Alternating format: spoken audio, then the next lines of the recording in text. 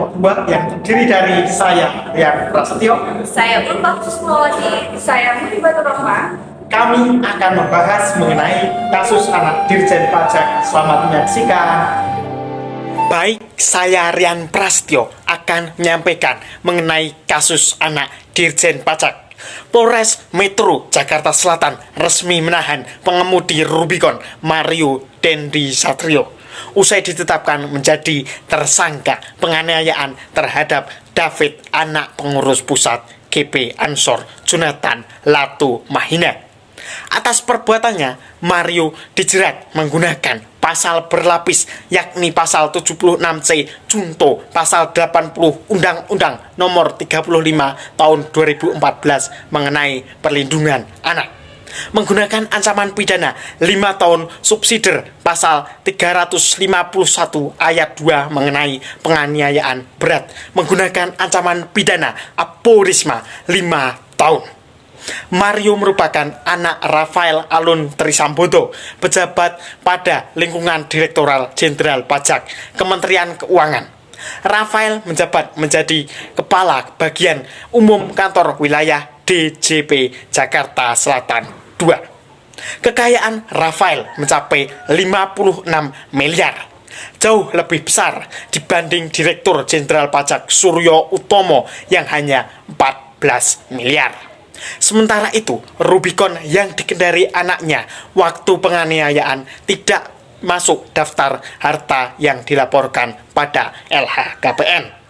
Kapolres Metro Jakarta Selatan, Komisaris Besar Ade Arisyam, mengungkapkan aksi penganiayaan yang dilakukan Mario terjadi pada sebuah perumahan pada Pesanggerahan Jakarta Selatan, Senin kurang lebih pukul 8.30 waktu Indonesia Barat.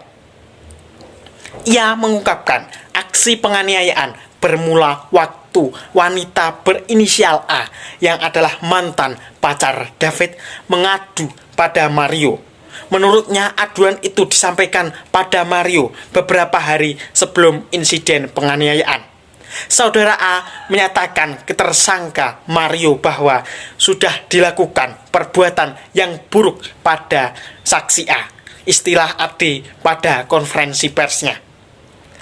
Hingga saat ini, David masih dirawat di rumah sakit akibat tidak sadarkan diri. Sekian yang dapat saya sampaikan. Untuk selanjutnya akan disampaikan oleh teman saya. Selanjutnya, saya akan membahas mengenai penanganan hukum yang didukung oleh Dirjen Pajak terhadap kasus penganiayaan yang melibatkan salah satu anak pegawai Direktur Jenderal Pajak. Direktur Jenderal Pajak Suryo Utomo mendukung penanganan hukum secara konsisten oleh instansi berwenang terhadap kasus penganiayaan yang melibatkan anak seorang pegawai Direktur Jenderal Pajak Kementerian Keuangan. Adapun kasus penganiayaan dimaksud sedang ramai di media sosial hingga media massa, sehingga membuat Direktur Jenderal Pajak memberikan pernyataan sikap. Kasus penganiayaan tersebut melibatkan Dandi Mario Satrio, anak pejabat kantor wilayah pajak Jakarta Selatan 2, Rafael Alun Trisambodo. Selain itu, Suryo turut prihatin atas kondisi korban penganiayaan dan mengecam kekerasan yang terjadi dan mengecam gaya hidup mewah dan sikap pamer harta dalam jajarannya. Gaya hidup mewah tersebut tidak cocok dengan nilai-nilai organisasi dan dapat menghancurkan kepercayaan masyarakat terhadap institusi pemerintah, khususnya Dirjen Pajak. Terkait aduan masyarakat tentang harta kekayaan pegawai bersangkutan yang belum dilaporkan, Dirjen Pajak memastikan akan melakukan pendalaman sesuai ketentuan yang berlaku. Diketahui, pegawai yang bersangkutan dalam statusnya sebagai penyelenggara negara telah melakukan kewajiban melaporkan harta kekayaan dalam LHKPN kepada KPK. Dengan adanya kasus penganiayaan dan suka pamer harta yang sudah diperbuat oleh anak pejabat Dirjen Pajak menyebabkan berimbas buruk bagi seluruh pegawai pajak. Betul kiranya komentar pertama Dirjen Pajak Suryo Utomo bahwa ulah setitik rusak susu sebelangga, di mana kasus Rafael ini mencoreng muka 45.000 ASN pajak.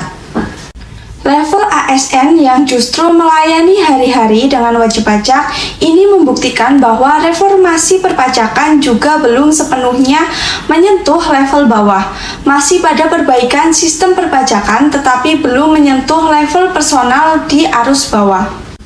Dirjen Pajak sudah sangat cekatan dengan menertibkan Surat Edaran Nomor SE 05 PJ 2022 tentang Komite Kepatuhan.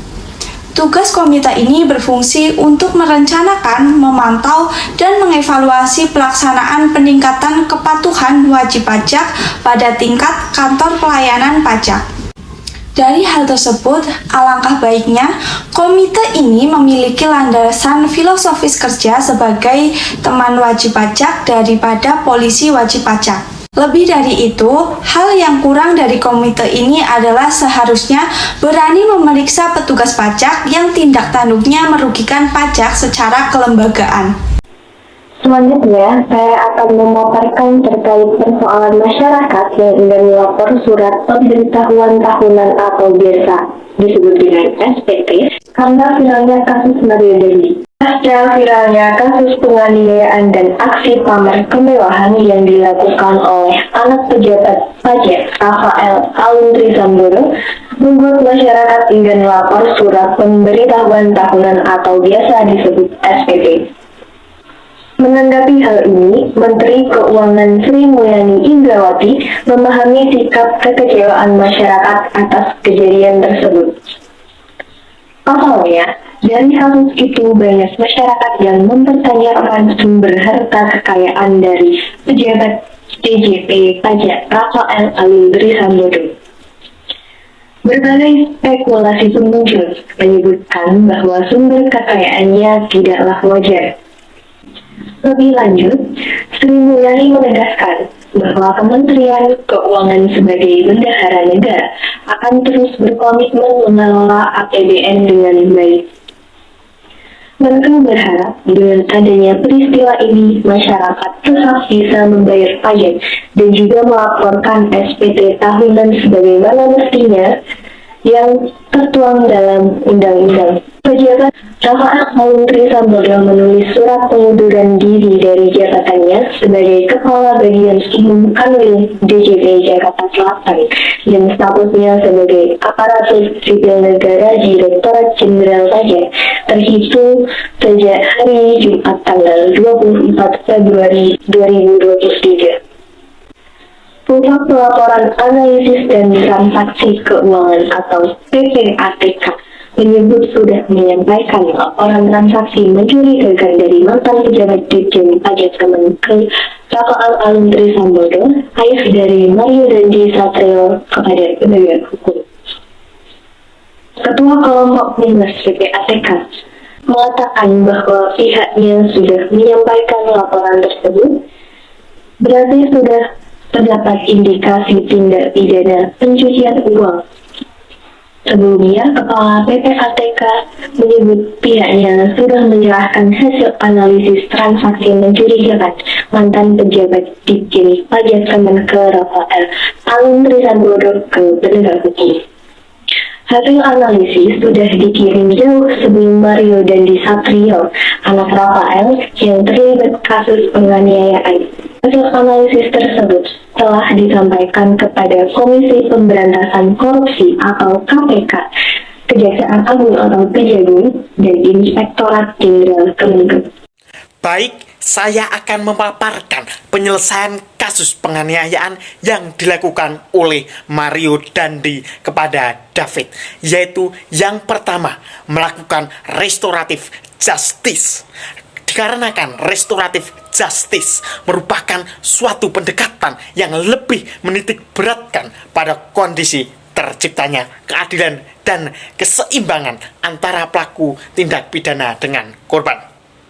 Mekanisme dan tata acara peradilan pidana yang berfokus pada pemidanaan diubah menjadi proses dialog dan mediasi untuk menciptakan kesepakatan atas penyelesaian perkara pidana yang lebih adil dan seimbang, baik bagi pihak korban maupun pelaku.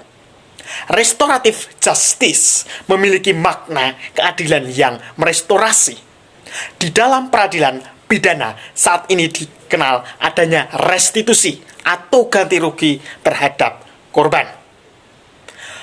Untuk penyelesaian kedua akan dibahas oleh Saudari Ulfah Kusumawati. Selanjutnya, penyelesaian kedua terkait kasus penganiayaan yang dilakukan oleh Mario Dandi yakni sesuai dengan peraturan yang diatur dalam Undang-Undang Pasal 76 Nomor 35 Tahun 2014 tentang perlindungan anak yang berbunyi, setiap orang dilarang menempatkan, membiarkan, melakukan, menyuruh, atau serta melakukan kekerasan terhadap anak. Dengan hal ini, sekitar hukuman untuk Mario Dandi cukup berat karena pelaku telah memasuki kategori dewasa, yakni usianya telah menginjak 20 tahun.